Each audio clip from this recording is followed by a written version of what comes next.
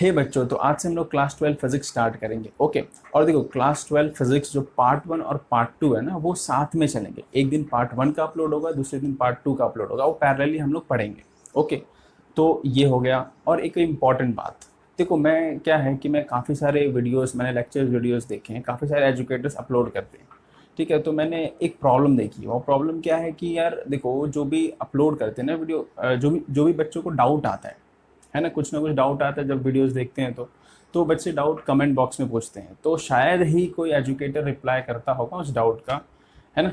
मैंने काफ़ी सारे देखे डाउट्स, लेकिन शायद ही कोई एजुकेटर रिप्लाई करता हो। तो इस प्रॉब्लम का मैं एक सोल्यूशन लेके आऊँ, क्योंकि मेरे चैनल पे भी ऐसा होता है, काफ़ी बच्चे डाउट पूछते हैं मुझसे, ठीक है ना, कमेंट बॉक्स में मैंने देखा है। तो यार देखो, इस प्रॉब्लम का क्या सोल्यूशन है वो ज़रा देखते हैं। तो यार इस प्रॉब्लम का जो सोल्यूशन है, देखो अभी जो भी मेरा वीडियो अपलोड होगा, देखो डेली आपका एक वीडियो तो अपलोड होने ही वाला है, ठीक है, डेली एक वीडियो। और वो जो वीडियो अपलोड होगा ना, वो अपलोड नहीं होगा, वो स्ट्रीम होगा। ओके। तो वो वीडियो आपका क्या होगा, स्ट्रीम होगा। तो अब एक प्रॉब्लम है कि मैं लाइव नहीं ले सकता, क्योंकि लाइव लेता लूँगा तो फिर ये प्रॉब्लम इजीली सॉल्व हो सकता है शायद, है ना। बट मैं लाइव नहीं ले सकता, क्योंकि यार जहाँ पे मैं रहता हूँ, यहाँ पे यार लाइट का थोड़ा बहुत दिक्कत है। मतलब डेली आपका 15 to 20 मिनट्स लाइट जाता है यहाँ पर। अब उसका कोई फिक्स टाइम नहीं है, कभी भी चला जाता है। अभी जैसे मैं भी ये वीडियो बना रहा था, अभी गया था लाइट, ठीक है। इसके बाद मैं 20 मिनट बाद बना रहा हूँ ये वीडियो। ओके। तो इसके लिए मैं लाइव नहीं ले सकता, तो मैं वीडियो को स्ट्रीम करूँगा। अब देखो, मैं डेली वीडियो को स्ट्रीम करने वाला हूँ, डेली एक एक वीडियो तो स्ट्रीम होगा ही। ओके। अब होगा क्या कि जैसे कि अगर कोई मैं वीडियो स्ट्रीम कर रहा हूँ, तो सपोज़ वो वीडियो 1 घंटे का है, सपोज़। तो वो 1 घंटा आपका वीडियो स्ट्रीम होगा, है ना। तो जब तक वो स्ट्रीम हो रहा है, ठीक है, जब तक वो स्ट्रीम हो रहा है, तो अगर आपको उसमें से कोई भी डाउट आएगा, आप देखना, आप देखोगे तभी आपको डाउट आएगा, आप लेक्चर समझोगे तभी आपको डाउट आएगा। तो अगर आपको कोई भी डाउट आता है ना, तो आप वो डाउट तुरंत ही कमेंट बॉक्स में आप पूछ लेना। आप लाइव चैट में वो डाउट मत पूछना, ठीक है। क्योंकि क्या है कि कमेंट बॉक्स में अगर आप वो डाउट पूछे रहोगे ना, तो फ्यूचर में अगर कोई और स्टूडेंट, कोई और बच्चा अगर वीडियो देखेगा, तो उसको भी वो डाउट क्लियर हो जाएगा, ठीक है। आप जब तुरंत ही डाउट पूछते हो, तो आप कमेंट बॉक्स में डाउट पूछना, ठीक है ना। जब आप कमेंट बॉक्स में डाउट पूछोगे, तो जब भी वीडियो स्ट्रीम हो रहा है, तो जैसे 1 घंटा तो स्ट्रीम होगा ही, क्योंकि 1 घंटे का वीडियो है, तो जब स्ट्रीम होगा तो मैं आपको रिप्लाई दे दूंगा। अब जो भी आपका डाउट आएगा ना, आपका आंसर मिल जाएगा, ठीक है। तो जब तक वो वीडियो स्ट्रीम हो रहा है, और उसके आधे घंटे तक, जैसे 1 घंटे का वीडियो है, तो सपोज़ मैं शाम को 7 बजे स्ट्रीम पे डालता हूँ, तो 7 से 8 बजे तक स्ट्रीम हुआ वीडियो, ठीक है। अब 8:30 बजे तक अगर कोई भी डाउट, कोई भी बच्चा उस जो वीडियो स्ट्रीम हुआ, उस वीडियो पर अगर कोई भी अपना बच्चा, स्टूडेंट डाउट पूछता है ना, कमेंट बॉक्स में, याद है ना, कमेंट बॉक्स में आपको डाउट पूछना है, लाइव चैट में डाउट नहीं पूछना है, ठीक है।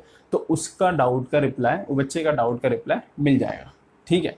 तो यार ये मैं एक सोल्यूशन, तो आपको मालूम पड़ गया ये प्रॉब्लम का सोल्यूशन। तो यार देखो, मैं आपको बता रहा हूँ, आप जब भी ये वीडियो स्ट्रीम होगा, तो आप देखना, आपको कोई भी डाउट है आएगा, तो आप तुरंत ही कमेंट बॉक्स में पूछना, आपको तुरंत ही 5 से 10 मिनट के अंदर रिप्लाई मिल जाएगा, उस डाउट का सोल्यूशन आपको मिल जाएगा, ठीक है।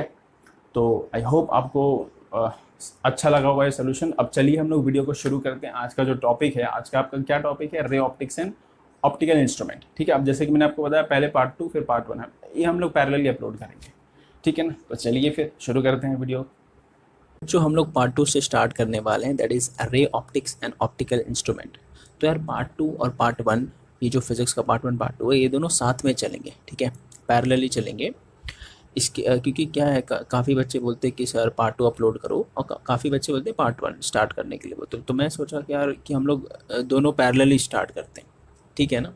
तो यार अभी टाइम हो रहा है यार, रात के 12:30 बज रहे हैं, और अभी मैं वीडियो बना रहा हूँ क्योंकि अभी थोड़ा शांति रहता है, ठीक है। तो चलिए शुरू करते हैं ray optics and optical instrument के साथ। तो देखो यार, अभी हम लोग क्या है, सम्स थोड़े ज़्यादा करेंगे, ठीक है, जितना हो सके उतने क्वेश्चंस करेंगे, क्योंकि वो क्या है कि क्वेश्चंस आप करते हो तो आपको प्रॉपर टॉपिक समझ में आ जाता है कि एक्चुअल टॉपिक है क्या, है ना। तो इसके लिए जितना हो सके उतना आपको क्वेश्चंस करना चाहिए, सम्स करना चाहिए उस टॉपिक के ऊपर। तो उस टॉपिक का हमको जितना हो सकता है उतना क्लैरिटी समझ में आ जाता है।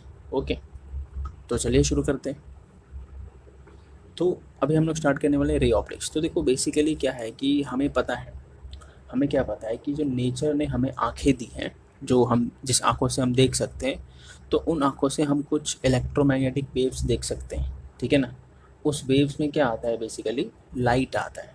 ओके, तो ये लाइट आपको पता है, लाइट अब कौन से वेव्स हम देख सकते हैं जिनका वेवलेंथ रेंज कितना हो वेवलेंथ रेंज जो हो 400 टू 400 नैनोमीटर से लेके 750 नैनोमीटर तक। ओके, तो अगर इन वेवलेंथ में कोई भी वेव्स रहेगा तो उन वेवलेंथ में को हम देख सकते हैं, तो बेसिकली लाइट आता है उसमें। ओके, अब लाइट में आपको पता है विजिबल लाइट आता है, उसमें 7 कलर्स होते हैं विबग्योर, है ना, जो रेनबो फॉर्म होता है। ओके, तो अब हमें ये पता है कि जो लाइट की स्पीड है, हमको पता है लाइट की स्पीड कितनी होती है, सबको पता है यार, speed of light is around 3 into 10⁸ actual ये वैल्यू नहीं होता है, एक्चुअल होता है 2.99979 होता है, तो हम उसको अप्रॉक्स 3 ले लेते हैं इंटू 10⁸ मीटर पर, अब स्पीड है तो मीटर पर सेकेंड आना जरूरी है ना, तो ये हमें पता है कि स्पीड ऑफ लाइट इतनी होती है। ओके, अब अगर देखा जाए तो आपका 1 मिनट, अब हमें ये पता है कि जो स्पीड ऑफ लाइट वैक्यूम के अंदर जो सबसे ज़्यादा स्पीड होता है ना, वो स्पीड ऑफ लाइट का ही होता है। ओके, आपको ये याद रखना है, छोटी छोटी चीज़ें जो आपको मालूम होनी चाहिए। ओके, ठीक है, तो अब हम इस चैप्टर में क्या पढ़ने वाले हैं, इस चैप्टर में हम पढ़ने वाले हैं कि बेसिकली आपके जो रिफ्रैक्शन ये सब जो फिनोमेना होते हैं, कौन कौन से फिनोमेना, रिफ्लेक्शन होता है, ठीक है, रिफ्रैक्शन होता है, ओके, और क्या होता है, डिस्पर्शन होता है, हाँ, डिस्पर्शन, ये सब किसका होता है, ये सब जो मैं लिख रहा हूँ रिफ्लेक्शन, रिफ्रैक्शन, डिस्पर्शन, ये सब किसका होता है, ये लाइट का होता है, ठीक है ना। तो हम यही सब स्टडी करने वाले हैं, जो भी लाइट के फिनोमेना है, रिफ्लेक्शन है, रिफ्रैक्शन है, डिस्पर्शन है, ये सब हम स्टडी करने वाले हैं यूजिंग रे ऑफ लाइट। ओके, देखो यार, आप चाहिए तो आप नोट्स बनाते चलना, ठीक है। इस चैप्टर में हम ये पढ़ने वाले हैं, और क्या पढ़ने वाले हैं, और हम पढ़ने वाले हैं कि इमेज फॉर्म होता है। अब देखो क्या है कि हमें हम जो देख सकते हैं वो काफ़ी इमेजेस फॉर्म होते हैं ना, जैसे मिरर में इमेज फॉर्म होता है, और भी चीज़ों में इमेज फॉर्म होता है, लेंस से इमेज फॉर्म होता है, बहुत सारी चीज़ों से होता है। तो हम जो इमेज फॉर्म होता है किसकी वजह से होता है, वो सब ये सब फिनोमेना की वजह से होता है, रिफ्लेक्शन हो गया, रिफ्रैक्शन हो गया। तो हम क्या देखेंगे, इमेज फॉर्मेशन बाय रिफ्लेक्टिंग और रिफ्रैक्टिंग सरफेस, रिफ्लेक्टिंग और रिफ्रैक्टिंग, ठीक है, दोनों अलग अलग चीज़ होता है। तो इससे जो इस सरफेस से जो भी इमेज फॉर्म होगा ना, वो हम पढ़ने वाले हैं, ठीक है। फिर हम बाद में हम कुछ ऑप्टिकल इंस्ट्रूमेंट के बारे में पढ़ने, ऑप्टिकल मतलब जिससे हम देखते हैं, ठीक है, जो दूर के ऑब्जेक्ट हो, पास के ऑब्जेक्ट हो, तो हम कुछ ऑप्टिकल इंस्ट्रूमेंट के बारे में पढ़ने वाले हैं। अब ऑप्टिकल इंस्ट्रूमेंट में जो नेचुरल ऑप्टिकल इंस्ट्रूमेंट है वो है आपका क्या है, वो ह्यूमन आई है, ठीक है, इंसान की आँखें, ये नेचुरल ऑप्टिकल इंस्ट्रूमेंट। अगर ये नहीं होता तो भैया कुछ नहीं होता, ये जो आप कैमरा देख रहे हो, वीडियो देख रहे हो, ये भी नहीं होता। तो ये ह्यूमन आई, सबसे पहला तो ये नेचुरल आपका ऑप्टिकल इंस्ट्रूमेंट है। और हो गया आपके माइक्रोस्कोप हो गए, ठीक है, टेलीस्कोप है। ओके, तो ये सब के बारे में हम स्टडी करेंगे, ठीक है, ये समझे। तो अब हम स्टार्ट करें। देखो ये जो इमेज फॉर्मेशन है ना of reflecting and refracting surface, तो इसमें भी 2 टाइप के सरफेस होंगे, एक होगा प्लेन सरफेस होगा, ठीक है, प्लेन, दूसरा होगा आपका प्लेन एंड स्पेरिकल सरफेस। ये 2 टाइप के सरफेस पे जो भी आपके क्या इमेज फॉर्म होंगे ना, वो हम स्टडी करेंगे। ओके, सो हम पहला टॉपिक से स्टार्ट। देखो मैं एनसीईआरटी को ही फॉलो कर रहा हूँ, तो एनसीईआरटी में जैसा टॉपिक है उसी के वाइज मैं आपको पढ़ाऊँगा। ओके, तो जैसा कि मैंने आपको बोला, मैं एनसीईआरटी को ही फॉलो करूंगा और उसके हिसाब से हम लोग सम्स भी करेंगे क्वेश्चंस। क्योंकि यार देखो, कोई भी आप एंट्रेंस एग्जाम दोगे ना, कोई भी आप, मेन तो आपका जेई मेन हो गया, नेशनल लेवल का हो गया, या फिर नीट हो गया, ठीक है, और भी बहुत सारे एग्जाम है, सब एनसीईआरटी को ही फॉलो करते हैं। ओके, सब याद रखना, एनसीईआरटी को पहले वो लोग बोलते हैं कि फर्स्ट आप प्रेफरेंस दो एनसीईआरटी को। जितने भी एनसीईआरटी में कंसेप्ट है, जितने भी एनसीईआरटी में सॉल्व्ड एग्जाम्पल है, जितने भी एनसीईआरटी में पीछे जो एक्सरसाइज है ना, ये एक्सरसाइज, इसके क्वेश्चंस आप जितने हो सके उतने कर लो। किधर ये एक्सरसाइज, हाँ, ये जो एक्सरसाइज होते हैं इसे सारे क्वेश्चंस करने का, खुद से करना है, जब नहीं आया तब देखने का आंसर, ठीक है। तो सबसे पहले आपको एनसीईआरटी ही फॉलो करना रहता है। ओके, अब कोई भी बुक होने दो यार, कोई भी अलग बोर्ड का बुक होने दो, जैसे एच.सी. वर्मा हो गया, ठीक है, और भी बहुत सारे, ये तो कोई बोर्ड का बुक नहीं है लेकिन मैं बता रहा हूँ। तो कंसेप्ट तो यार सेम ही रहता है ना, रिफ्लेक्शन के लॉ, रिफ्रैक्शन के लॉ, ये सब तो सेम ही रहेंगे, साइन कन्वेंशन, ठीक है। तो कॉन्सेप्ट के लिए आप कोई भी बुक फॉलो करो, कोई दिक्कत नहीं है। लेकिन सबसे पहले अगर आप किसी भी एंट्रेंस की तैयारी कर रहे हो ना, तो आपको एनसीईआरटी फॉलो करना सबसे फर्स्ट प्रेफरेंस पे वही ज़रूरी है। उसके बाद आप कोई बुक फॉलो करो, ठीक है। तो अब हम टॉपिक पढ़ने वाले हैं, reflection of light by spherical mirror. Okay, reflection by spherical mirror हम पढ़ेंगे। ओके, तो चलो स्टार्ट करते हैं ये वाला टॉपिक। तो देखो यार, ये जो स्पेरिकल मिरर है उसमें आपके कौन कौन से मिरर आएंगे, उसमें आपके कॉन्वेक्स मिरर आएगा, कॉनकेव मिरर आएगा, ठीक है। अब वो कैसे फॉर्म होता है वो जरा देखते हैं, ठीक है। तो यार अब मैं सबसे पहले बात करूँगा laws of reflection of light का। तो इसके आपको पता है दो लॉ हैं, laws of reflection of light. इसके बाद हम लोग वो टॉपिक पे आते हैं, reflection of light by spherical mirror. Okay, light. तो देखो इसके दो लॉ हैं, आपको पता है ना, ये 10वीं में आपने पढ़ा है। क्या है दो लॉ, ज़रा देखते हैं। सपोज ये अगर कोई प्लेन सरफेस है, प्लेन सरफेस है, और ये यहाँ से पॉलिश्ड सरफेस है नीचे से। ओके, सो अगर इस पर कोई लाइट आता है, ये आपने 10th में पढ़ा है, रे ऑफ लाइट कोई गिरता है इस पॉइंट पर, तो हम जिस पॉइंट पर भी रे ऑफ लाइट गिरता है उस पर क्या ड्रॉ करते हैं भैया, क्या ड्रॉ करते हैं हम, नॉर्मल ड्रॉ करते हैं। नॉर्मल तो दिख नहीं रहा आपको क्योंकि मैंने टेढ़ा कर दिया, बट उन परपेंडिकुलर ड्रॉ करते हैं, आप बोल सकते हो ये परपेंडिकुलर रहता है, ठीक है। तो ये जो होता है ना, ये होता है एंगल ऑफ इंसिडेंस, समझे, ये होता है आपका एंगल ऑफ इंसिडेंस। अब ये है पॉलिश्ड सरफेस, तो भाई जो भी आपका रे ऑफ लाइट आया है वो रिफ्लेक्ट हो जाएगा, ठीक है। तो ये ज़रा मैं इसको रफ कर हटा दूँ, तो रिफ्लेक्ट हो जाता है। ओके, ये ऐसे जाके रे ऑफ लाइट रिफ्लेक्ट हो जाता है, तो ये होता है एंगल ऑफ रिफ्लेक्शन, ठीक है ना, रिफ्लेक्शन, एफ रिफ्लेक्शन, समझे। तो ये होता है आपका एंगल ऑफ रिफ्लेक्शन। तो laws of reflection of light क्या है कि जो भी आपका एंगल ऑफ इंसिडेंस है वो आपका एंगल ऑफ रिफ्लेक्शन के बराबर होना चाहिए, बिल्कुल होना चाहिए, क्यों नहीं होगा यार, ठीक है, होना चाहिए, बिल्कुल होना चाहिए। तो नेक्स्ट, अगर दूसरा आपका laws of reflection of light है कि कि जो भी आपका इंसिडेंट रे है, ये आपका कौन सा रे है, इंसिडेंट रे है, ठीक है। ये आपका कौन सा है, रिफ्लेक्टेड रे। जो ये रे कौन सा है, ये वाला जो क्या है, रिफ्लेक्टेड रे। और ये क्या है आपका, ये जो बीच में है ये है नॉर्मल, नॉर्मल मतलब परपेंडिकुलर।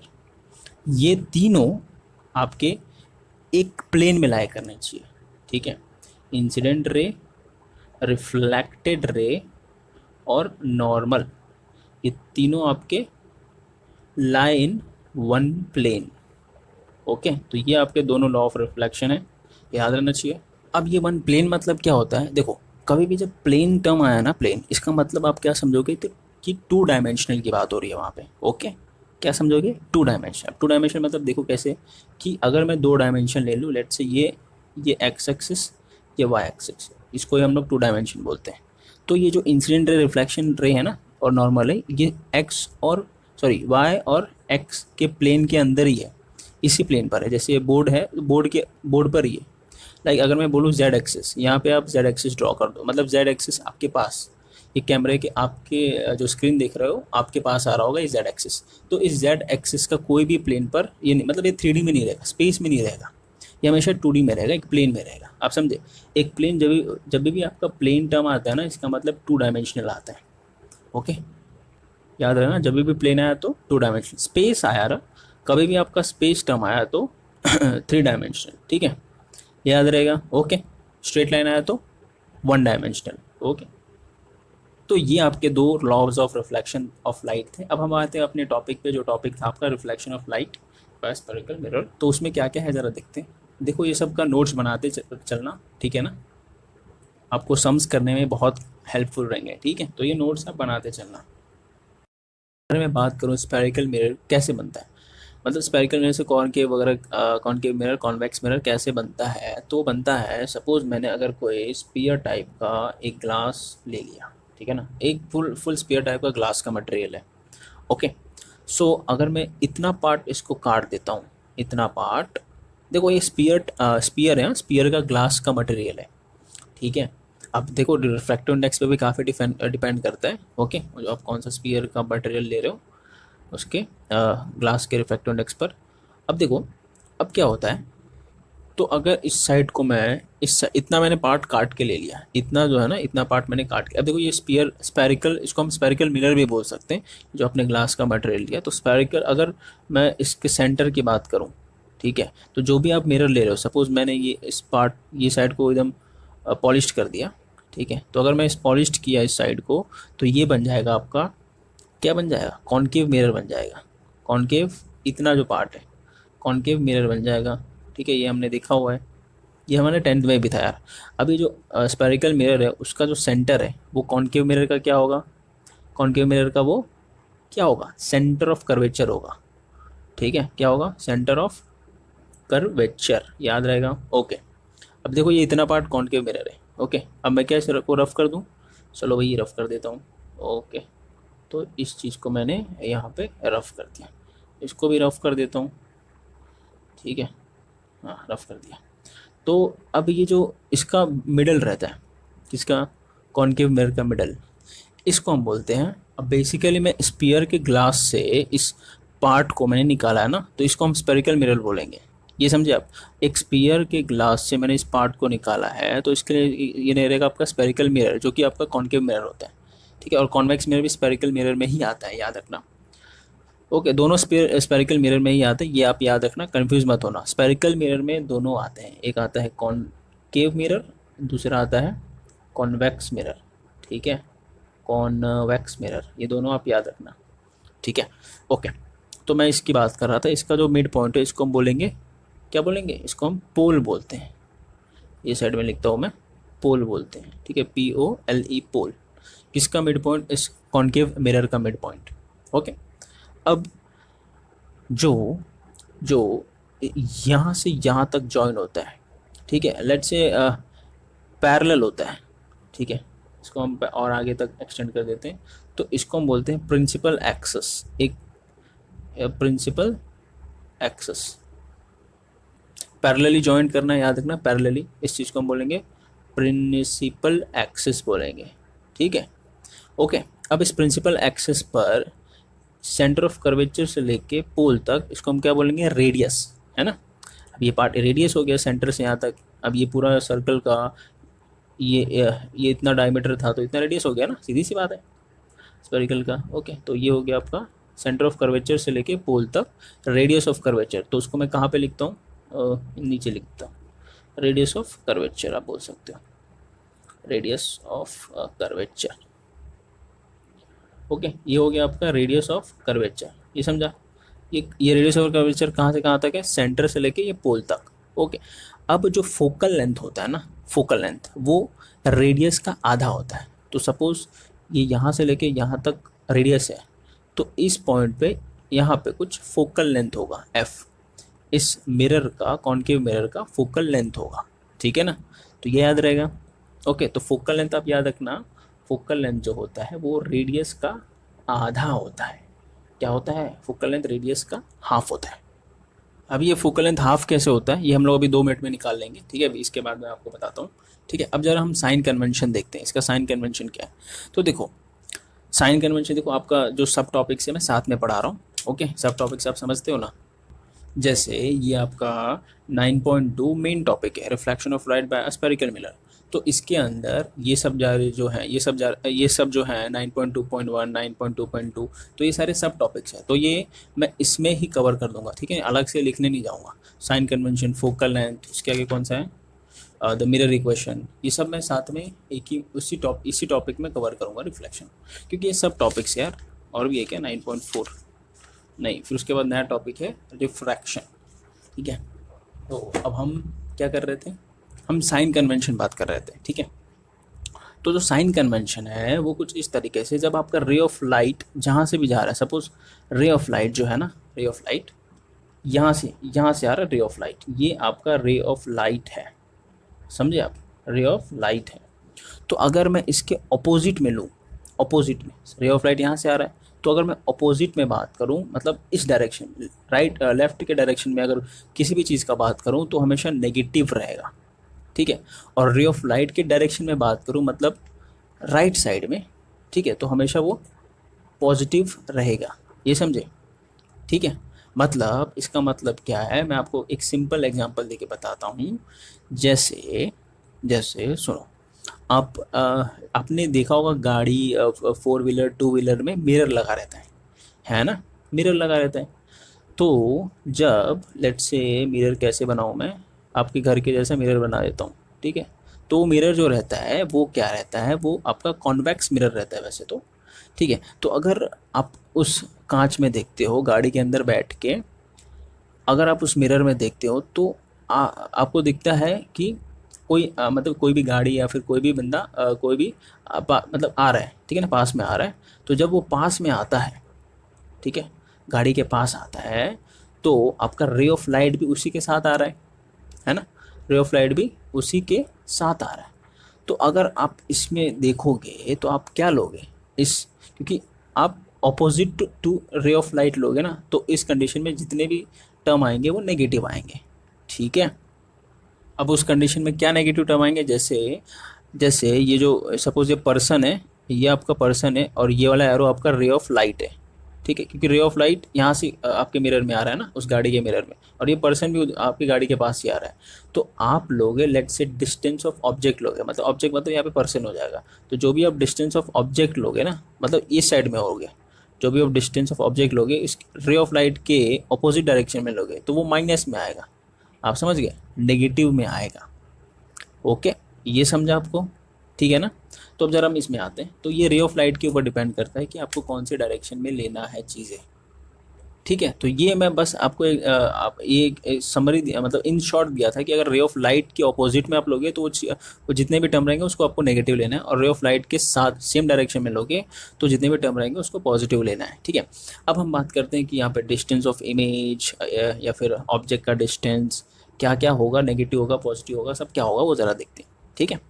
तो देखो, अब ये कॉनकेव मिरर है, तो कॉनकेव मिरर का फोकल लेंथ, अब हमको इसको एक्सिस की तरह समझना है। एक्सिस की तरह, एक्सिस कैसे, कि ये जो आपका पोल है ना, ये आपका ओरिजिन है। अब जैसे एक्सिस कैसे होता है, ऐसे होता है ना एक्सिस, तो ये आपका ओरिजिन है, और ये वाई एक्सिस है, और ये एक्स एक्सिस है, और ये नेगेटिव एक्स एक्सिस है, ये नेगेटिव वाई एक्सिस है, ठीक है। तो हमको एक्सिस की तरह समझना है।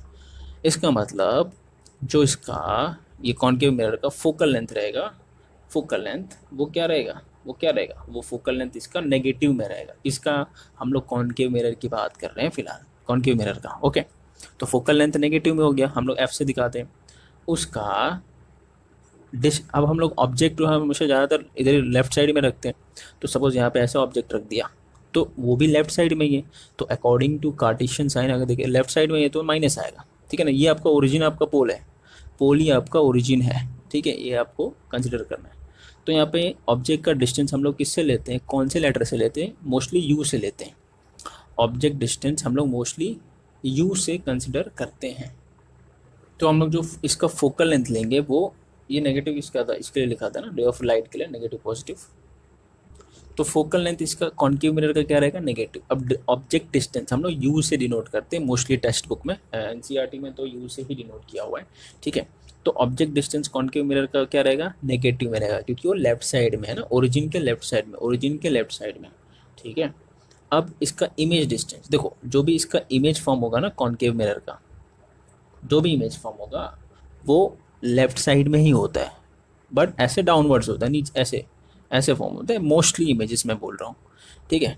जब आपका फोकल लेंथ और ऑप्टिकल सेंटर के बीच में ऑब्जेक्ट रहेगा ना, तब आपका वो पीछे साइड वर्चुअल इमेज फॉर्म होता है, तो वो अलग कंडीशन है, वो एक ही कंडीशन आता है, ठीक है। तो यहाँ पे जो इमेज डिस्टेंस है हम लोग मोस्टली वी से डिनोट करते हैं, ठीक है ना। इमेज डिस्टेंस मोस्टली हम लोग वी से डिनोट करते हैं, तो इसका इमेज डिस्टेंस भी कॉन्केव मिरर का नेगेटिव होता है। ये सब आप लिख लेना, प्रॉपरली लिखना, मैं थोड़ा गड़बड़ करके लिख रहा हूँ लेकिन आपको प्रॉपर लिखना है, ठीक है ना, अच्छे से। आप चाहिए तो एक बार पूरा देख के समझ लो, फिर आप नोट कर लेना बाद में, समझ गए। सो ये हम लोग आगे ऑब्जेक्ट इमेज डिस्टेंस, ये इसको हम लोग इमेज डिस्टेंस बोलते हैं, वी से डिनोट करते हैं। अब हम लोग बात करते हैं हाइट ऑफ द इमेज। तो फोकल लेंथ हो गया, इमेज डिस्टेंस हो गया, ऑब्जेक्ट डिस्टेंस हो गया। तो हाइट ऑफ द इमेज लेट से ऊपर लेता हूँ मैं, देयरफॉर लेट से HO, ये है आपका हाइट ऑफ द ऑब्जेक्ट, और ये है आपका height of the image HI, okay. तो जो हाइट ऑफ द ऑब्जेक्ट है उसको हम लोग पॉजिटिव लेते हैं। क्यों? क्योंकि अगर आप देखोगे तो ये ओरिजिन है, ओरिजिन के ऊपर ऊपर आप देखोगे तो जो वाई एक्सिस है ना, वाई एक्सिस ये पॉजिटिव है। हमको इस समय वाई एक्सिस का डिनोशन लेना है क्योंकि ये वाई एक्सिस के डायरेक्शन में है, ठीक है ना, ये एक्स एक्सिस का डायरेक्शन। तो height of the object is positive, height of the image will be negative. समझे? क्योंकि ये डाउनवर्ड है, नीचे की तरफ डाउनवर्ड है मतलब नेगेटिव वाई एक्सिस की तरफ है। समझा? तो ये बहुत इंपॉर्टेंट चीज़ है। वैसे तो ये ऊपर वाला भी इंपॉर्टेंट टर्म है, फोकल लेंथ जो है वो, ठीक है। तो ये सारा इंपॉर्टेंट है, ये याद रखना। और ये सब भी जो हमने बात किया ये सब इंपॉर्टेंट है, सारा जितने भी हमने बात किया ना ये सब इंपॉर्टेंट है, ठीक है। तो ये आपके कॉन्केव मिरर के रहे। अब इसको अपने हिसाब से आप कॉपी कर लो कॉन्केव मिरर को। मैं कॉन्वेक्स मिरर की मैं बात करता हूँ, ठीक है। कॉन्वेक्स मिरर की बात करते हैं, ठीक है। तो सपोज ये एक सरफेस है, इसको मैं यहाँ पे अंदर से कोट कर दूंगा, ठीक है ना। अब ये स्पीयर का ही पार्ट है, स्पेरिकल का ही पार्ट है। तो ये आपका अंदर का पार्ट को मैं क्या करूँगा, कोट कर दूंगा, पॉलिश कर दूंगा। तो अब आप देखेंगे यहाँ पर क्या देखेंगे, अब आप देखेंगे कि ये जो स्पीयर होगा ये कुछ इस तरीके से होगा ना, यहाँ पे होगा, है ना, इस तरीके से होगा। तो इसका जो सेंटर ऑफ कर्वेचर है वो इधर होगा कहीं पे, है ना। तो ये आप, ये पोल होगा बीच का पोल, तो ये जॉइन कर दो आप, ठीक है। तो ये हो गया सेंटर ऑफ कर्वेचर। इसका मतलब जो सेंटर ऑफ कर्वेचर है वो आपका पॉजिटिव है, तो इसका रेडियस भी पॉजिटिव, ठीक है। तो इसका फोकल लेंथ भी आपका क्या रहेगा, पॉजिटिव रहेगा। किसका? कॉन्वेक्स, हम लोग कॉन्वेक्स मिरर की बात कर रहे हैं, ठीक है, याद रखना हम लोग कॉन्वेक्स मिरर की बात कर रहे हैं, ओके। तो बहुत इंपॉर्टेंट पॉइंट आप याद रखना कि जो इसका फोकल लेंथ है वो, फोकल लेंथ तो रेडियस बाय 2 होता ही है, दोनों में ही होता है। इसका फोकल लेंथ क्या आएगा, पॉजिटिव में आएगा, ठीक है। तो बहुत बच्चे न्यूमेरिकल वगैरह में मिस्टेक कर देते हैं। क्या मिस्टेक करते हैं? जब भी कॉन्वेक्स मिरर आता है उसमें भी फोकल लेंथ वो लोग नेगेटिव ले लेते हैं, लेकिन वो गलत है बिल्कुल। Focal length of convex mirror is always positive, okay, is positive, ठीक है ना। और कॉन्केव मिरर का फोकल लेंथ नेगेटिव होता है। तो ये बहुत इंपॉर्टेंट पॉइंट है, याद रखना, ठीक है। अब देखो आपका रे ऑफ लाइट यहाँ से आ रहा है, लेफ्ट से आ रहा है, क्योंकि यहीं से आएगा ना, यहाँ पे तो पॉलिश सरफेस है, यहाँ से तो आएगा नहीं, तो रे ऑफ लाइट इधर ही आएगा। सो आपका रे ऑफ लाइट के हिसाब से यहाँ पे ऑब्जेक्ट अगर है तो ये लेफ्ट साइड में है, और रे ऑफ लाइट के अपोजिट में, रे ऑफ लाइट इधर है ना, तो ये अपोजिट में, ये ऑब्जेक्ट है वो अपोजिट में। तो हम लोग नेगेटिव लेंगे सारे टर्म को, जितने भी इधर टर्म आएंगे, और उसको हमको ऐसा कार्टेशियन सिस्टम में समझ लेना, ये ओरिजिन है, ठीक है, ये ओरिजिन है। ये रे ऑफ लाइट वाला कंसेप्ट समझे ना, ये रे ऑफ लाइट, ये रे ऑफ लाइट ऐसे आ रहा है, ऐसे, ठीक है। तो इस डायरेक्शन में, अपोजिट डायरेक्शन में आप जितने भी चीज़ें लेंगे, जितने भी आप टर्म लेने वाले हैं, इमेज डिस्टेंस, ऑब्जेक्ट डिस्टेंस, ठीक है, फोकल लेंथ, ये सारे आपके नेगेटिव होंगे अगर आप ऑपोजिट में लेते हो तो। लेकिन आप पैरेलली लेते हो रे ऑफ लाइट के पैरेलली, तो ये आप देखोगे फोकल लेंथ है ना इसका, ये पैरेलल मतलब इसके बाद है, तो इसका मतलब पैरेलल ही है वो, ठीक है, पैरेलल ये फोकल लेंथ, इसके लिए पॉजिटिव आता है, ठीक है। और वैसे भी लॉजिकली भी पॉजिटिव ही आएगा ना, क्योंकि इसका स्पीयर ऐसा रहेगा ना, ठीक है। तो इसका जो इमेज ऑब्जेक्ट डिस्टेंस रहेगा वो क्या रहेगा, नेगेटिव, क्योंकि ये लेफ्ट साइड में है ना। और डिस्टेंस बात कर रहा हूँ, ये हाइट नहीं बात कर रहा हूँ अभी तक, हाइट नहीं, तो ये हाइट होता है, बट डिस्टेंस आपका पोल से होता है ना, ओरिजिन से होता है। पोल से आपका जहाँ पे भी ऑब्जेक्ट रहेगा उसका ऑब्जेक्ट डिस्टेंस। इमेज डिस्टेंस क्या रहेगा, इमेज डिस्टेंस देखो इसका जो इमेज बनता है ना, इमेज जो बनता है वो ऐसे, ये ऐसे रिफ्लेक्ट करेगा। तो इसका जो इमेज रहता है ना, बिहाइंड द मिरर बनता है, बिहाइंड द मिरर। तो इसका जो भी इमेज बनेगा बिहाइंड द मिरर, मतलब ये साइड में बनेगा, राइट साइड में बनेगा। तो राइट साइड में मतलब parallel to ray of light बनेगा, समझ गए। राइट साइड में मतलब मिरर के ये साइड में मतलब parallel to ray of light, mirror के ऑपोजिट साइड में मतलब opposite to ray of light, ठीक है। और तो ये इसका पॉजिटिव आता है क्या, ऑब्जेक्ट डिस्टेंस। अब वो डिपेंड करता है कि कहाँ पे इमेज बन रहा है। अगर राइट साइड में बनेगा तो इमेज का डिस्टेंस पॉजिटिव आएगा, और अगर लेफ्ट साइड में बनेगा तो इमेज का डिस्टेंस नेगेटिव आएगा। वो डिपेंड करता है, और हम लोग सम करेंगे तो भी उसमें मालूम पड़ जाता है ना, ठीक है। बाय फॉर्मूला, अभी फॉर्मूला निकालेंगे मेरा इक्वेशन।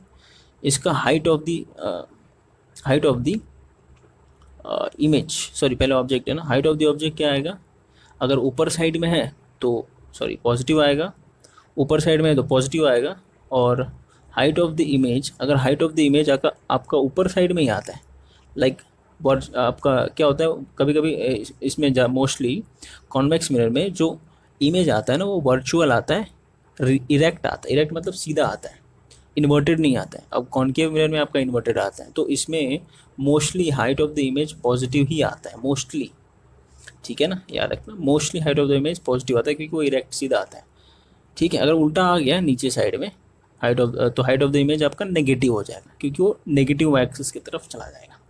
ये समझे? तो ये हो गया आपका कॉन्वेक्स मिरर का साइन कन्वेंशन।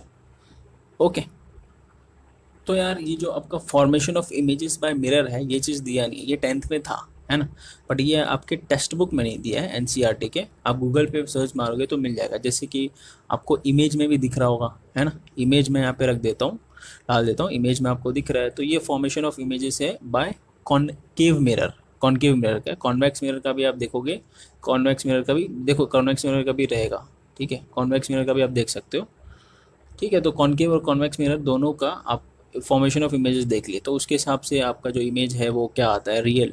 देखो हमेशा याद रखना, क्या याद रखोगे, जो कॉनकेव मिरर है, कॉनकेव मिरर उसमें उसमें ज़्यादातर जो इमेज है कॉनकेव मिरर में, मोस्टली मैं बोल रहा हूँ, मोस्टली जो इमेज है वो रियल आते हैं, इन्वर्टेड आते हैं, एंड ये डिमिनिश्ड और मैग्नीफाइड तो डिपेंड करता है कि कहाँ पर रखा है, ठीक है ना, आपका ऑब्जेक्ट का डिस्टेंस कहाँ पर रखा है, सेंटर और फोकस के बीच में रखा है या सेंटर के पहले रखा है या फोकस और पोल लेंथ के बीच में रखा है, पोल के बीच में रखा है, ठीक है। तो ये डिपेंड करता है, या तो आपका डिमिनिश्ड मतलब छोटा इमेज आएगा डिमिनिश्ड, या फिर आपका मैग्नीफाइड आएगा और मैग्नीफाइड, ठीक है, और मैग्नीफाइड बड़ा आएगा, इमेज आपका बड़ा रहेगा मैग्नीफाइड। तो ये कॉनकेव मिरर में मोस्टली यही होता है, रियल रहता है, इन्वर्टर रहता है, डिमिनिश्ड और मैग्नीफाइड।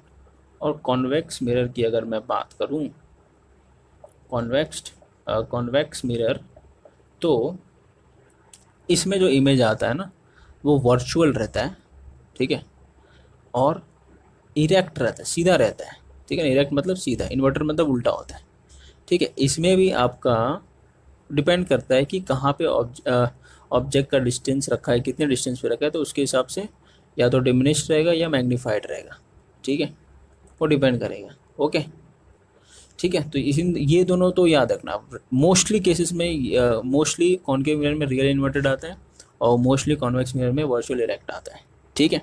तो ये अब याद रखना। ओके, अब हम लोग निकालने जा रहे हैं जो फोकस लेंथ है r/2 कैसे आता है, ठीक है।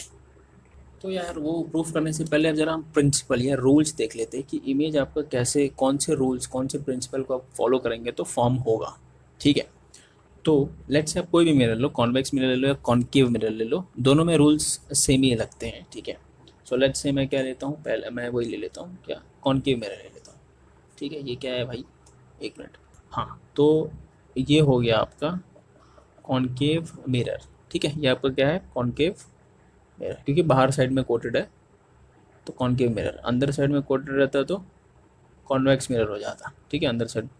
देखो अब रूल्स क्या है ज़रा वो देख लेते हैं। तो पहले मैं आपको बता दूं, क्या बता दूं, ये बता दूं कि लेट्स से ये फोकस है, ये सेंटर ऑफ कर्वेचर है, ठीक है, स्फेरिकल मिरर का, ओके, और ये आपका पोल है, ठीक है ना, और ये आपका प्रिंसिपल एक्सिस है जो सबको जॉइन कर रहा है, सबको जो जॉइन करता है ना उसको हम बोलते हैं प्रिंसिपल एक्सिस, ओके, सेंटर को, फोकस को, पोल को, सबको जो जॉइन करते हैं उसको हम प्रिंसिपल एक्सिस बोलते हैं।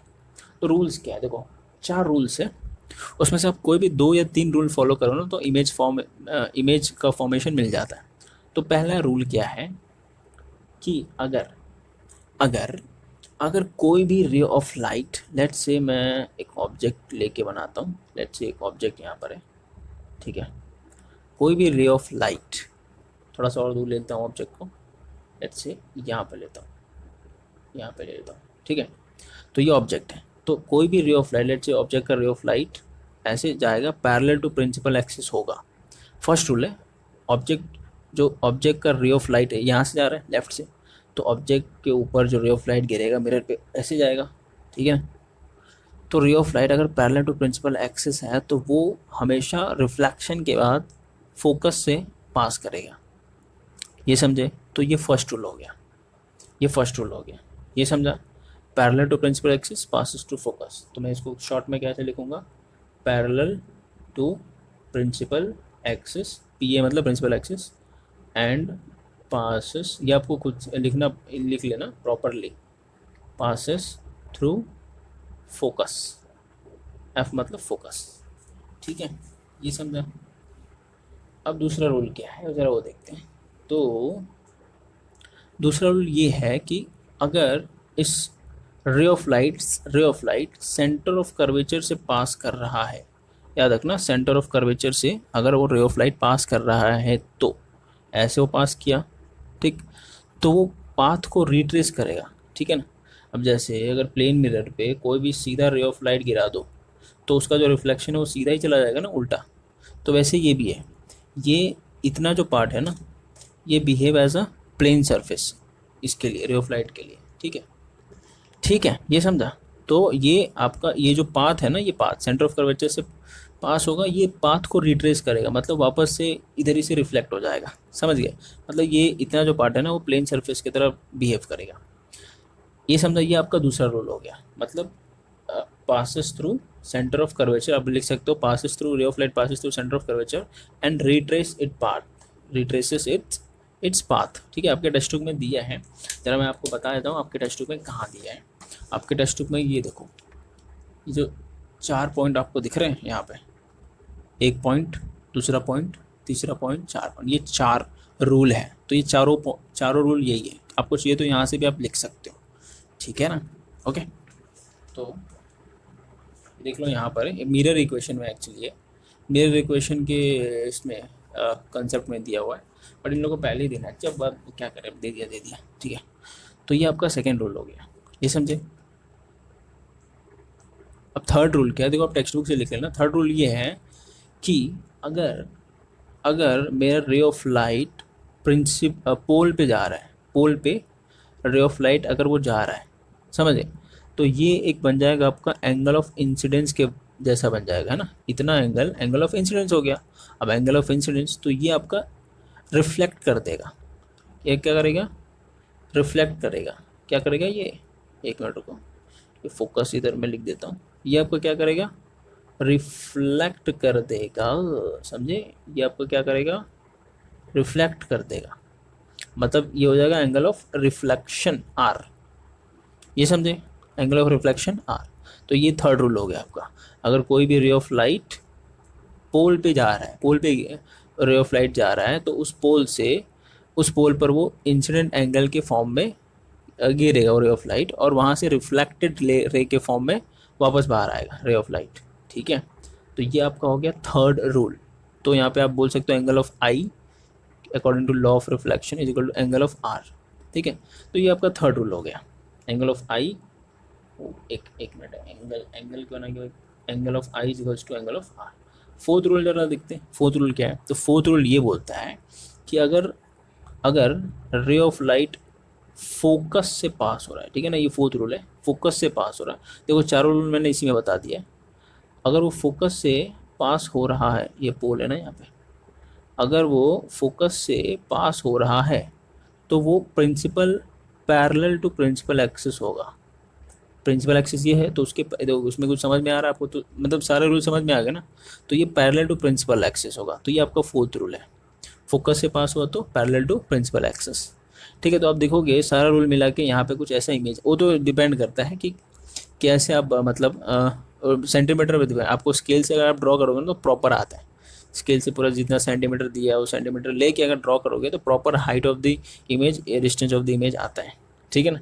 ये तो मैंने रफली ड्रॉ किया। तो ये चारों रूल आपको पता होने चाहिए। तो यहाँ पे 4 रूल में, इस 4 रूल में कोई भी आप 2 रूल लगाओ, कोई भी आप 2 रूल लगाओ, ठीक है। अगर कोई भी आप 2 रूल लगाते हो तो वो जहाँ पे इमेज फॉर्म होगा ना वो मिल जाएगा। चारों रूल लगाने की ज़रूरत नहीं है, कोई भी 2 रूल लगाओ, ठीक है। देखो सब रूल का जो फाइनल है वो यहीं पे आके मीट हो रहा है, ठीक है।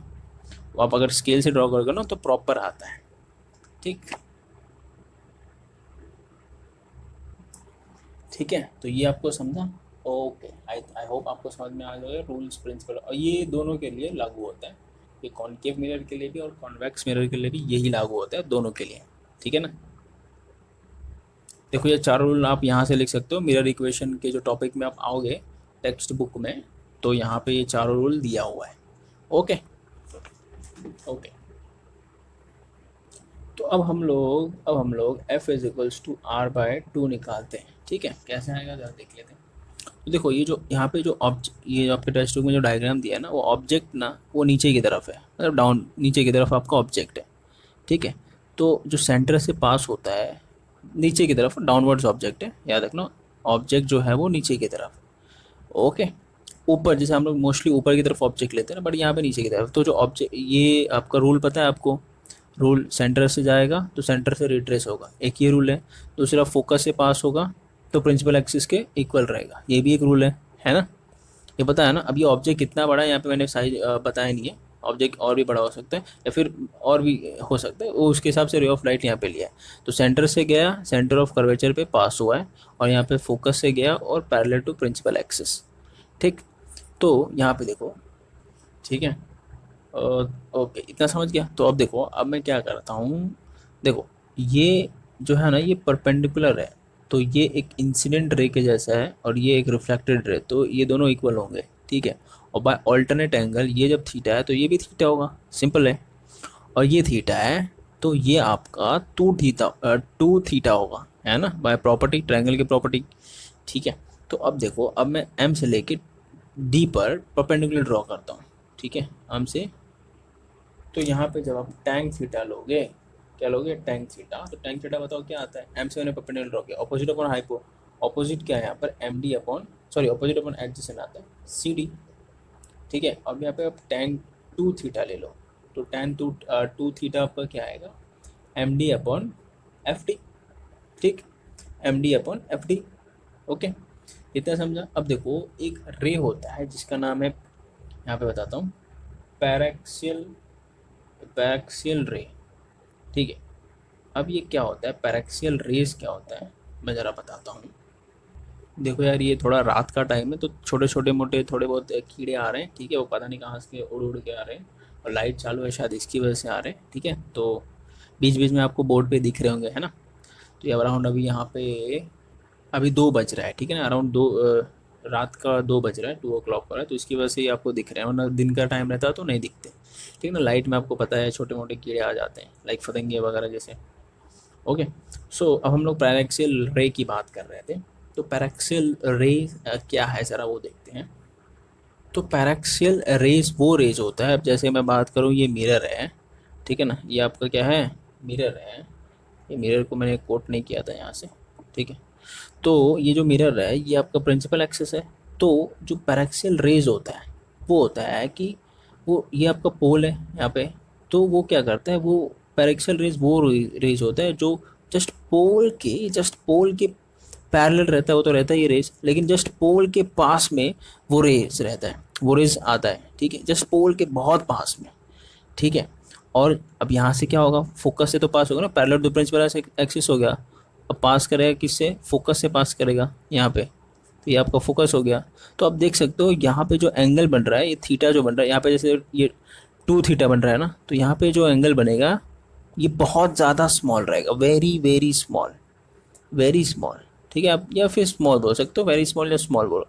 तो ये प्रिंसिपल एक्सिस के साथ बहुत छोटा एंगल बनाता है। तो अगर मैं पैरेक्सियल रेज की बात करूँ तो जब ये जो 2 थीटा है वो किसके बराबर हो जाएगा, टैंग 2 थीटा है वो 2 थीटा के बराबर हो जाएगा। और ये जो थीटा है, ये सॉरी ये टैंग थीटा है वो थीटा के बराबर हो जाएगा। तो यहाँ पे मैं फॉर पैरेक्सियल रेज आप थीटा क्या लिख सकते हो, M D upon C D, और टैंग 2 थीटा को आप 2 थीटा लिख सकते हो। मैं किसकी बात कर रहा हूँ, फॉर पैरेक्सियल रेज। अगर ये आपका जो रे है, ये जो रे ऑफ लाइट है, पैरेक्सियल रेज है तभी। ठीक है, मतलब जस्ट पास, फोकस के पास आसपास वो रे ऑफ लाइट आएगा। Okay, so 2 theta will be M D upon F D. तो ये हम लोग पैरेक्सियल रेज की बात की। ओके, तो अब यहाँ से आप देख सकते हो, क्या देख सकते हो कि थीटा आपका M D upon C D है। तो ये 2 थीटा ना, थीटा के बदले क्या मैं M D upon C D लिख सकता हूँ, हाँ क्यों नहीं लिख सकता हूँ।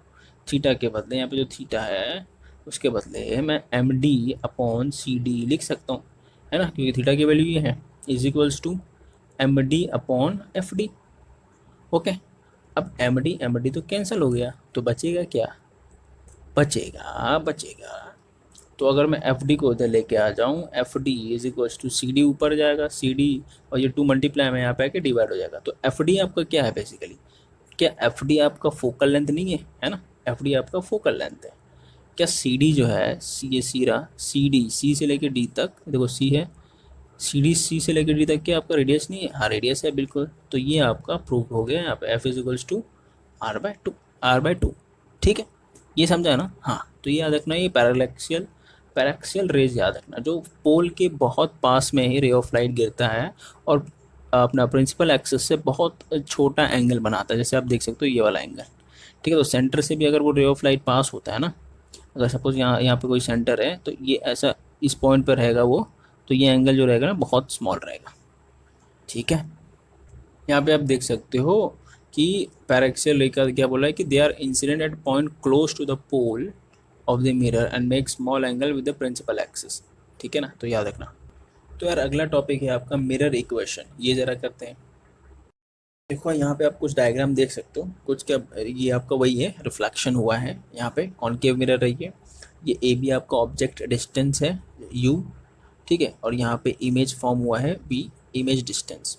ओके, तो यहाँ पे हमने 3 रूल लगाया है। 3 रूल, पहला कौन सा, ray of light parallel to principal axis passes through focus, ये फर्स्ट रूल हो गया। Ray of light passes through centre of curvature and retrace its path, ये सेकंड रूल। थर्ड रूल हमने ये लगाया है, ray of light passes through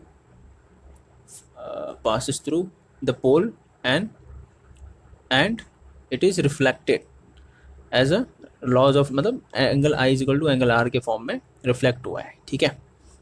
तो हमने तीनों का जो पॉइंट मिला ना वो यहाँ पर मिला, तो यहाँ पे आपका इमेज फॉर्म हुआ है इतने डिस्टेंस पर।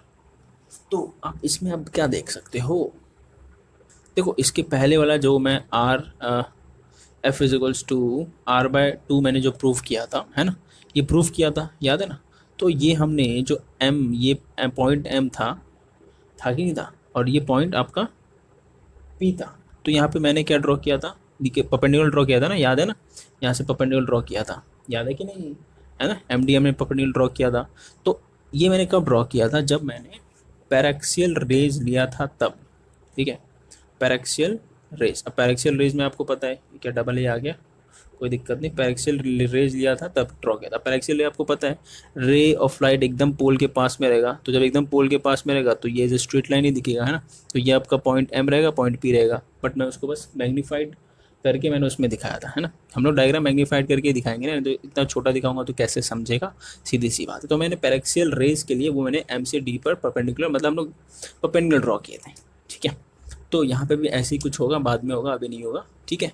हम लोग जो एम से ये हम लोग परपेंडिकुलर जो लेंगे, मतलब इसको हम लोग पूरा स्ट्रेट लाइन ले लेंगे एम पी, तो ये हम लोग पैराक्सियल रेस के लिए ही लेंगे, ठीक है, अभी बाद में लेंगे, अभी नहीं लेंगे। ओके, तो पहले मैं आपको बता दे के रखता हूँ। देखो अभी मैंने ये, अब मैं किसकी बात कर रहा हूँ, अब मैं इसी की बात कर रहा हूँ, पैराक्सियल रेस की, ठीक है। हम लोग किसकी बात कर रहे हैं, पैराक्सियल रेस, हम लोग अभी से स्टार्ट कर रहे हैं पैराक्सियल रेस।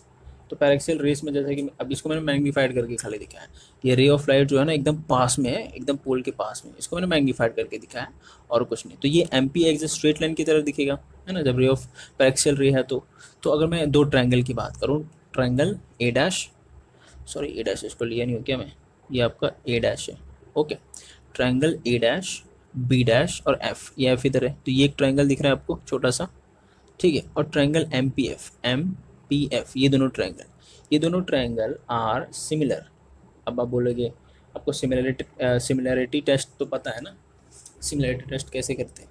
तो देखो इन दोनों में क्या है, ये एंगल, ये वाला जो एंगल है, ये दोनों सेम है और 90 डिग्री है दोनों में भी, यहाँ पे भी 90 डिग्री रहेगा और यहाँ पे भी 90 डिग्री रहेगा, है ना। तो एंगल तो ये भी सेम ही रहेगा ना। अब जब ये एंगल सेम है, 90 डिग्री है, तो ये वाला जो एंगल है, ये वाला एंगल ये भी सेम रहेगा, है ना। तो एंगल टेस्ट से ये दोनों ट्रायंगल क्या हो गए, सिमिलर हो गए। कौन सी triangle, A dash B dash F और एम पी एफ, ये दोनों ट्रायंगल अपोजिटली वाले ट्रायंगल, ये वाला ये समझे। ओके, पहले तो ये मैं बता दूं आपको मिरर इक्वेशन लाना क्यों है। मिरर इक्वेशन इसलिए लाना है ताकि आप distance of object, distance of image और फोकल लेंथ के बीच में का रिलेशन आप लेके आ पाओ, ठीक है ना। मतलब आप डिस्टेंस ऑफ इमेज निकाल सको, अगर आपको अब फोकल लेंथ और ऑब्जेक्ट डिस्टेंस दिया है, ठीक है, तो इसका इन तीनों का हमको रिलेशन लेके आना है, किसका, इमेज का ऑब्जेक्ट का डिस्टेंस, इमेज डिस्टेंस और फोकल लेंथ का, ठीक है। तो इसके लिए हमको मिरर इक्वेशन लेके आना है। तो ये समझ गया ना फर्स्ट स्टेप। ओके, अब जब सिमिलर आ गया, सिमिलरिटी टेस्ट जब आ गया, तो हम लोग किसी भी साइड को इक्वल ले सकते हैं अपॉन में लेके, है ना। तो मैं कौन सी साइड को लेता हूँ, मैं लेता हूँ, एक मिनट रुको जरा, मैं लेता हूँ B dash A dash upon P M, ठीक है, B dash A dash upon P M, okay, is equals to B dash F upon, ये बी डैश एफ हो गया, अपॉन में पी एफ ले सकता हूँ या एफ पी ले लो, बात एक ही है। तो क्या इन दोनों को साइड को मैं सिमिलरिटी टेस्ट के हिसाब से ले सकता हूँ इक्वल, ठीक, ये समझा। और इस चीज़ को मैं ऐसा भी लिख सकता हूँ, कैसे लिख सकता हूँ, B dash A dash upon P A, ठीक है। देखो ये बी ए क्यों लिख रहा हूँ, क्योंकि ये जो पी एम है ना, ये इसके पैरेलल है, पी एम है या एम पी ए बी के पैरेलल है, बी ए के पैरेलल है, तो मैं इस पी एम को बी ए भी ले सकता हूँ। तो इस चीज़ को मैं ऐसा भी लिख सकता हूँ, समझे, ये समझे। ओके, तो अब ये ट्रायंगल, अब मैं एक और ट्रायंगल लेता हूँ, ट्रायंगल ए पी, एक मिनट, ए नहीं लिखा मैंने, पी लिख दिया, ए पी बी एंड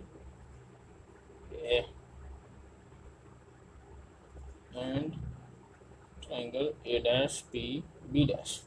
तो अगर आप ये दोनों देखोगे तो ये दोनों भी आपके ट्रायंगल सिमिलर रहेंगे, कौन से, ए पी बी, ठीक है, ए dash B dash, sorry A dash P B dash, ठीक है ना। एक ये वाले ट्रायंगल और एक ये वाला ट्रायंगल, ठीक है, उसके नीचे वाला जस्ट, ये समझ गए, ये दो ट्रायंगल। तो ये दो ट्रायंगल भी सिमिलर रहेंगे, कैसे, ये देखो, ये angle of I equal to angle of R रहेगा, ठीक है, ये दोनों एंगल इक्वल रहेगा, ये 90 रहेगा, है ना, ये दोनों 90 है, ये भी 90, ये भी 90। जब ये दो एंगल तो आपके सिमिलर आ गए, तो तीसरा एंगल तो ऑलमोस्ट सिमिलर ही आएगा ना, तो ये एंगल भी और ये पूरा एंगल भी सिमिलर आएगा, ये पूरा यहाँ से यहाँ तक, ठीक है, ये पूरा यहाँ से यहाँ तक और ये पूरा यहाँ से यहाँ तक, समझे, ये दोनों मतलब एंगल एंगल टेस्ट से ये भी सिमिलर आ गया, आप समझ गए। तो ये दो ट्रायंगल आपको याद रखने हैं। तो जब सिमिलर आ गया तो मैं साइड ले सकता हूँ, है ना, side B dash A dash upon B A, ठीक है, is equal to B dash P upon P P, समझ गए। इन दोनों side this upon this is equal to this upon this, ये पूरा साइड, ओके। सो अब देखो, अब आपको करना क्या है, आपको इक्वेशन नंबर 1 और इक्वेशन नंबर 2 को कंपेयर करना है। आप देखोगे दोनों लेफ्ट साइड में ना सेम है, हमको ये लेके आना था, लेफ्ट साइड में सेम लेके आना था, इन दोनों को कंपेयर कर लो। तो ऑन कंपेयरिंग, ऑन ऑन एक मिनट, कहाँ पे लिखूँ, यहाँ पे लिख दूँ क्या, यहाँ पे लिख देता हूँ। तो on comparing what we will get therefore b dash f upon f p is equal to b dash p upon P P, ये आएगा, ये दोनों इक्वल हो जाएंगे, ठीक। अब देखो बी डैश जो एफ है, बी डैश एफ मतलब ये बी डैश एफ, ये इतना सा पार्ट, क्या इस चीज़ को मैं क्या लिख सकता हूँ, ये हटाओ यहाँ पे, यहीं पे करता हूँ मैं, देयरफॉर बी डैश एफ को मैं क्या लिख सकता हूँ जरा बताओ, क्या इसको मैं B dash P minus F P लिख सकता हूँ, बी डैश पी इतना माइनस एफ पी लिख सकता हूँ ना। तो वही चीज़ मैं लिखने वाला हूँ, B dash P minus F P, किसको मैं लिख रहा हूँ, बी डैश एफ को लिख रहा हूँ, अपॉन एफ पी तो था ही नीचे, is equal to B dash P है ही, ठीक है, नीचे है ही, ठीक है, इतना समझ गया। अब देखो बी डैश पी, अब बोलो बी डैश पी क्या है, बी डैश पी क्या है, ई है, क्या है, ये है बी डैश पी, ये है ना, ये क्या है, वी है, वी हो गया माइनस एफ पी आपका फोकल लेंथ है भाई, ओके, एफ पी आपका फोकल लेंथ है, is equals to B dash P क्या है भाई, वी है, और वी पी क्या है, यू है, ठीक है। तो ये चीज़ है, अभी मेरे इक्वेशन को इसको हमको मेरे इक्वेशन के फॉर्म में कन्वर्ट करना है, तो मैं ये रफ कर देता हूँ ऊपर का पार्ट, ठीक। तो जब मैंने ऊपर का पार्ट रफ किया तो मैंने यहाँ पे लिखा, क्या लिखा मैंने लिखा V upon F is E minus F upon F is equals to V upon U, ठीक। तो ये हो जाएगा, ये हो जाएगा, ये क्या हो जाएगा, ये कैंसिल हो जाएगा। ओके, देखो आपको क्या करना है, अब सिंपल कुछ मत करो ज़्यादा इतना। आ, आपको नीचे सारे अपॉन में चाहिए ना, ये वन बच गया, वी अपॉन यू, ठीक है। तो आप एक काम करो, सिंपल कर दो, आप divide by throughout, divide by V कर दो। आप डिवाइड बाय यू करोगे, सबसे वी से डिवाइड करोगे, मतलब V upon F into V, ये भी वन अपॉन वी डिवाइड हो गया, ये भी V upon U into V, मैंने वी सबसे डिवाइड कर दिया, सिंपल किया। तो देखोगे यहाँ पे वी वी कैंसिल हो जाएगा, यहाँ पे वी वी कैंसिल हो जाएगा, तो बचेगा यहाँ पे क्या बचेगा, one upon F minus one upon V is equals to one upon U, ठीक। तो इसको मैं कैसा ऐसा भी लिख सकता हूँ, वन अपॉन वी, ठीक, या फिर वन अपॉन वी, वी को आगे रखो, one upon V plus one upon U. So ये आपका है mirror equation, very very important formula. Okay, तो ये आपका आ गया मिरर इक्वेशन। इसमें से अगर कोई भी दो वैल्यू आपको पता है, तीसरी वैल्यू पड़ जाएगा। अगर आपको रेडियस भी, देखो फोकल लेंथ के बदले रेडियस भी मालूम है ना, तो भी फोकल लेंथ मालूम पड़ जाता है। आपको पता है फोकल लेंथ क्या है, रेडियस बाय 2 है, ठीक है ना। तो रेडियस भी दिया होगा तो फोकल लेंथ मिल जाएगा अपने को। ओके, तो जब रेडियस या फिर यू दिया तो वो भी मिल जाएगा, है ना, क्योंकि फोकल लेंथ मिल जाएगा रेडियस से। आप समझ गए ना। ओके, तो यार देखो अभी मैं यहाँ पे ये पार्ट 1 स्टॉप करता हूँ यहाँ पे, ठीक। अब अगला जो पार्ट है, वो अगले पार्ट में हम लोग सम्स करेंगे और आगे का पार्ट देखेंगे। मैंने बोला सम्स हम लोग ज़्यादा करेंगे, सम्स करेंगे यार, सम्स करेंगे। अगर सम्स नहीं भी हो पाया ना तो मैं फाइनल लेक्चर, जो आखिरी लेक्चर होगा ना, उसमें सारे सम्स कर दूंगा, जितने भी कंसेप्ट है सब कंसेप्ट के मिला के सम्स करेंगे, ठीक है। सम्स करना बहुत ज़रूरी है, उससे हमारा कंसेप्ट क्लियर होता है, ठीक। क्वेश्चंस करने, ठीक है। तो चलिए तब तक के लिए गुड बाय। और हाँ, एक और बात देखो, इस बार कैसा है कि यार देखो, मुझे ना सपोर्ट बहुत चाहिए, तो जितना हो सके आप लोग अपने फ्रेंड सर्कल में वीडियो को शेयर करें, जितना हो सके, ठीक है ना। मतलब आपका सपोर्ट नहीं मिलेगा ना यार, तो यार फिर वीडियो आप इतना टाइम अभी मैं रात को वीडियो बना रहा हूँ, मैं 12 अराउंड कितने बजे बैठा था, 12 बजे वीडियो बनाने बैठा था, अभी बज रहा है 2:30 बज रहा है, 2 बज रहा है, 2 या 2:30 बजे, 1 मिनट टाइम देख लो ज़रा। तो देखो यार अभी आपके 2:30 बज रहे हैं, आपके दिख रहे हैं। तो यार 12 बजे वीडियो बैठा था बनाने और 2:30 बज गया, तो आप देख सकते हो कितना मेहनत लगता है एक वीडियो बनाने के लिए, और पढ़ना पड़ता है वो अलग से, ठीक है। तो आप, मैं ये चाहता हूँ कि आप जितना हो सके उतना आप शेयर करें वीडियोस को, और उनको आपके फ्रेंड्स सर्कल में जितना हो सके उतना शेयर करें, उनको बोले सब्सक्राइब करें और शेयर करें। और वीडियो यार आपके लिए ही बना रहा हूँ मैं, और किसके लिए बना रहा हूँ, ठीक है। ओके, तब तक के लिए चलिए गुड बाय और टेक केयर।